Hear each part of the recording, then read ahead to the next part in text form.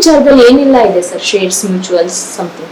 So ಹೂಡಿಕೆ ಅಂತ ಬಂದ್ರೆ ನಿಮಗೆ ಪ್ರತಿಯೊಂದನ್ನು ಬೇರೆ ಬೇರೆ ಥರದ ಹೂಡಿಕೆ ಇದೆ. ಶೇರ್ಸ್ ಇರ್ಬೋದು, ಅಥವಾ ಮ್ಯೂಚುವಲ್ ಫಂಡ್ಸ್ ಇರ್ಬೋದು, ಅಥವಾ ಬಾಂಡ್ಸ್ಗಳಿರ್ಬೋದು, ಗೋಲ್ಡ್ ಇರ್ಬೋದು, ರಿಯಲ್ ಎಸ್ಟೇಟ್ ಇರ್ಬೋದು, ಅಥವಾ ಫಿಕ್ಸ್ಡ್ ಇನ್ಕಮ್ ಪ್ಲಾನ್ಸ್ ಇರ್ಬೋದು. ಸೊ ಎಲ್ಲ ಥರದ ಹೂಡಿಕೆನೂ ಇದರಲ್ಲಿ ಬರುತ್ತೆ. ಅಂದರೆ ಪೋರ್ಟ್ಫೋಲಿಯೋ ಮ್ಯಾನೇಜ್ಮೆಂಟ್ ಸರ್ವಿಸಸ್, ಶೇರ್ಸಲ್ಲಿ ಕಮಾಡಿಟೀಸ್ ಅಂತ ಇದೆ. ಕಮಾಡಿಟೀಸ್ ಅಂತಂದರೆ ನೀವು ಕಮಾಡಿಟಿ ಮಾರ್ಕೆಟಲ್ಲಿ ಕ್ರೂಡ್ ಆಯಿಲ್ ಇರ್ಬೋದು, ಅಥವಾ ಗೋಲ್ಡಲ್ಲಿ ಇರ್ಬೋದು, ಪ್ರತಿಯೊಂದರಲ್ಲೂ ಇನ್ವೆಸ್ಟ್ ಮಾಡ್ಬೋದು. ಶೇರ್ಸಲ್ಲಾದರೆ ಮ್ಯೂಚುವಲ್ ಫಂಡ್ಸ್ ಮುಖಾಂತರನಾರು ಆಗಲಿ, ಅಥವಾ ಡೈರೆಕ್ಟ್ ಇನ್ವೆಸ್ಟ್ಮೆಂಟಲ್ಲಾರು ಆಗಲಿ ಶೇರ್ಸಲ್ಲಿ ಇನ್ವೆಸ್ಟ್ ಮಾಡ್ಬೋದು. ಅಥವಾ ಗೋಲ್ಡ್, ಈ ಗೋಲ್ಡ್ ಅಂತಂದರೆ ಗೋಲ್ಡ್ ಎಕ್ಸ್ಚೇಂಜ್ ಟ್ರೇಡೆಡ್ ಫಂಡ್ಸ್ ಅಂತ ಇದೆ, ಅಥವಾ ಗೋಲ್ಡ್ ಮ್ಯೂಚುವಲ್ ಫಂಡ್ಸ್ ಇದೆ, ನೀವು ಇನ್ವೆಸ್ಟ್ ಮಾಡ್ಬೋದು. ಬೇರೆ ಬೇರೆ ಫಿಕ್ಸ್ಡ್ ಇನ್ಕಮ್ ಪ್ಲಾನ್ಸ್ ಅಂದರೆ ಬಾಂಡ್ಸ್ ಇರ್ಬೋದು, ಕಾರ್ಪೊರೇಟ್ ಎಫ್ಡಿಸ್ ಇರ್ಬೋದು. ಸೊ ಬೇರೆ ಬೇರೆ ವಿಧವಾದ ಹೂಡಿಕೆಗಳು ನಮ್ಮ ಸಂಸ್ಥೆಯಲ್ಲಿ ಪ್ರತಿಯೊಂದನ್ನು ಇಂಡಿಯಾದಲ್ಲಿರುವಂಥ ಏನೇನು ಹೂಡಿಕೆ ಆಪ್ಷನ್ಸ್ ಇದೆ ಪ್ರತಿಯೊಂದನ್ನು ನಾವು ಅಡ್ವೈಸರಿ ಸರ್ವಿಸಸ್ನ ಪ್ರೊವೈಡ್ ಮಾಡ್ತೀವಿ.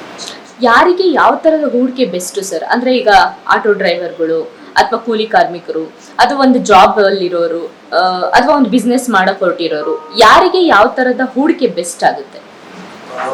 ಹೂಡಿಕೆ ಅನ್ನೋದು ಅವರವರ ಇಂಡಿವಿಜುವಲ್ ರಿಸ್ಕ್ ಅಪಿಟೈಟ್ ಮೇಲೆ ಡಿಪೆಂಡ್ ಆಗುತ್ತೆ. ಅಂದರೆ ಈಗ ಆಟೋ ಡ್ರೈವರ್ ಆದವರು ರಿಸ್ಕ್ ಇರುವಂಥ ಅಸೆಟ್ ಕ್ಲಾಸಸ್ ಅಲ್ಲಿ ಇನ್ವೆಸ್ಟ್ ಮಾಡಬಾರ್ದು ಅಂತ ಏನಿಲ್ಲ. ಅವ್ರ ರಿಸ್ಕ್ ತಗೊಳ್ಳುವಂಥ ಎಬಿಲಿಟಿ ಮೇಲೆ ಡಿಪೆಂಡ್ ಆಗುತ್ತೆ. ಸೊ ರಿಸ್ಕೇ ಬೇಡ ನನಗೆ, ಪ್ರತಿಯೊಂದೂ ನನಗೆ ಇಂತಿಷ್ಟು ಫಿಕ್ಸ್ಡ್ ಇನ್ಕಮೇ ಬರಬೇಕು ಅಂತವರು ಬಾಂಡ್ಸ್ಗಳಲ್ಲಿ ಅಥವಾ ಅದರಲ್ಲೇ ಆದಂಥ ಲೆಸ್ ರಿಸ್ಕಿ ಅಸೆಟ್ ಕ್ಲಾಸಸ್ ಇದೆ ಅಂತ ಇದಕ್ಕೆ ಇನ್ವೆಸ್ಟ್ ಮಾಡ್ಬೋದು. ಅವರ ರಿಕ್ವೈರ್ಮೆಂಟ್ಸ್ ತಕ್ಕಂತೆ, ಅವರ ರಿಸ್ಕ್ ಅಪಿಟೈಟ್ ತಕ್ಕಂತೆ, ಅವರ ಟೆನ್ಯೂರ್ ಆಫ್ ಇನ್ವೆಸ್ಟ್ಮೆಂಟ್ ತಕ್ಕಂತೆ ಅವರಿಗೆ ನಾವು ಸಲಹೆ ಕೊಡ್ತೀವಿ. ರಿಸ್ಕಿಯರ್ ಅಸೆಟ್ ಕ್ಲಾಸಸ್ಸು, ನಾನ್ ರಿಸ್ಕಿಯರ್ ಅಸೆಟ್ ಕ್ಲಾಸಸ್ಸು ಎಲ್ಲನೂ ಅವ್ರಿಗೆ ಅನುಗುಣವಾಗಿ ನಾವು ಅಡ್ವೈಸರಿ ಕೊಡ್ತೀವಿ.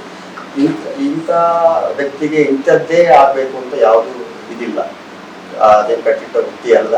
ಜಸ್ಟ್ ಅವ್ರಗಳಿಗೆ ರಿಸ್ಕ್ ತಗೊಳ್ಳೋ ಎಬಿಲಿಟಿ ಇದೆ, ನಾನು ರಿಸ್ಕ್ ತಗೊಳ್ತೀನಿ, ನಾನು ಶೇರ್ಸಲ್ಲಿ ಹೂಡಿಕೆ ಮಾಡ್ತೀನಿ ಅಂತಂದರೆ ಅವ್ರಿಗೆ ಆ ಶೇರ್ಸಲ್ಲೂ ಇನ್ವೆಸ್ಟ್ ಮಾಡ್ಬೋದು. ಯಾರಿಗೆ ಈಗ ವಯಸ್ಸಾದವರು ರಿಟೈರ್ಡ್ ಆಗಿ ಇದ್ರ ಮೇಲೆ ಡಿಪೆಂಡ್ ಆಗಿರುವಂಥದ್ದು, ಈ ಹೂಡಿಕೆ ಮೇಲೆ ಡಿಪೆಂಡ್ ಆಗಿ ನಮಗೆ ರೆಗ್ಯುಲರ್ ಇನ್ಕಮ್ ಬರಬೇಕು, ಅದು ಬಿಟ್ಟರೆ ನಮ್ಮ ಏನಂತಾರೆ ಹೂಡಿಕೆ ಕಮ್ಮಿ ಆಗಬಾರ್ದು, ಜೊತೆಗೆ ನಮಗೆ ಇಂತಿಷ್ಟು ಅಂತ ಮಂತ್ಲಿ ಇನ್ಕಮ್ ಬರ್ತಾ ಇರಬೇಕು ಅನ್ನೋದು ಏನಾದಿತ್ತು ಅಂದರೆ ಈ ಫಿಕ್ಸ್ಡ್ ಇನ್ಕಮ್ ಪ್ಲಾನ್ಸ್ಗಳಲ್ಲಿ ರೆಗ್ಯುಲರ್ ಆಗಿ ಅವರಿಗೆ ಇಂಟ್ರೆಸ್ಟ್ ಬರುವಂಥ ಪ್ಲಾನ್ಗಳನ್ನ ನಾವು ಸಜೆಸ್ಟ್ ಮಾಡ್ತೀವಿ. ಸೊ ಇಂಥದ್ದೇ ಪ್ಲಾನ್ ಇಂಥವ್ರಿಗೆ ಸೂಟೇಬಲ್ ಅಂತ ಹೇಳಲಿಕ್ಕೆ ತುಂಬ ಕಷ್ಟ. ಅವ್ರವ್ರಿಗೆ ರಿಕ್ವೈರ್ಮೆಂಟ್ಸ್ ತಕ್ಕಂತೆ ನಾವು ಅಡ್ವೈಸ್ ಮಾಡ್ತೀವಿ. ಈ ಸೆಬಿ ಅಡ್ವೈಸರಿ ಇನ್ವೆಸ್ಟ್ ಅಂದ್ರೆ ಏನ್ ಸರ್? ಅದು ಹೇಗೆ ವರ್ಕ್ ಆಗುತ್ತೆ? ನಿಮ್ ಥ್ರೂ ಎಲ್ಲ ಹೇಗೆ ಅದನ್ನ ಕೆಲಸ ಮಾಡ್ಬೋದು? Security exchange board of India ಅನ್ನೋದು ಒಂದು ಏನಂತಾರೆ, ಈಗ RBI ಹೇಗೆ ಬ್ಯಾಂಕ್ಸ್ಗಳಿಗೆ ರೆಗ್ಯುಲೇಟರ್ಸ್, ಸೊ ಸೆಬಿ ಅನ್ನೋದು ಈ ಕ್ಯಾಪಿಟಲ್ ಮಾರ್ಕೆಟ್ಸ್ಗೆ ರೆಗ್ಯುಲೇಟರ್ಸ್. ಅವರು ಕೆಲವೊಂದು ರೂಲ್ಸ್ ಅಂಡ್ ರೆಗ್ಯುಲೇಷನ್ಸ್ನ ಸೆಟ್ ಮಾಡಿದ್ರು. ಸೊ RBI ಅಲ್ಲಿ ಹೇಗೆ ಬ್ಯಾಂಕ್ಸ್ಗಳು ರೂಲ್ಸ್ ಅಂಡ್ ರೆಗ್ಯುಲೇಷನ್ಸ್ನ ಫಾಲೋ ಮಾಡ್ತಾರೋ ಅದೇ ಥರ ಸೆಬಿ ಅನ್ನೋರು ನಮ್ಮ ಬ್ರೋಕಿಂಗ್ ಫರ್ಮ್ ಇರ್ಬೋದು, ಅಥವಾ ಮ್ಯೂಚುವಲ್ ಫಂಡ್ ಕಂಪನೀಸ್ ಇರ್ಬೋದು, ಅಥವಾ ಯಾವುದೇ ಕ್ಯಾಪಿಟಲ್ ಮಾರ್ಕೆಟ್ನಲ್ಲಿ ಹೂಡಿಕೆ ತಗೊಳ್ಳೋ ಅಂಥವ್ರು ಅಥವಾ ಹೂಡಿಕೆ ಮಾಡಿಸೋ ಅಂಥವ್ರಿಗೆ ಇಂತಿಷ್ಟು ಅಂತ set of rules and regulations ಮಾಡಿರ್ತಾರೆ. ಅದನ್ನು ನಾವು ಯಾವತ್ತೂ ವೈಲೇಟ್ ಮಾಡೋಕ್ಕಾಗಲ್ಲ. ಆ ಮಿತಿಯಲ್ಲೇ ನಾವು ಅವ್ರು ಏನು ಸೆಟ್ ಮಾಡಿದಾರೋ ಆ ರೂಲ್ಸ್ ಅಂಡ್ ರೆಗ್ಯುಲೇಷನ್ಸ್, ಆ ಮಿತಿಯಲ್ಲೇ ನಾವು ಅವ್ರಿಗೆ ಬೇರೆಯವ್ರಿಗೆ ಅಡ್ವೈಸ್ ಮಾಡಬೇಕಾಗುತ್ತೆ.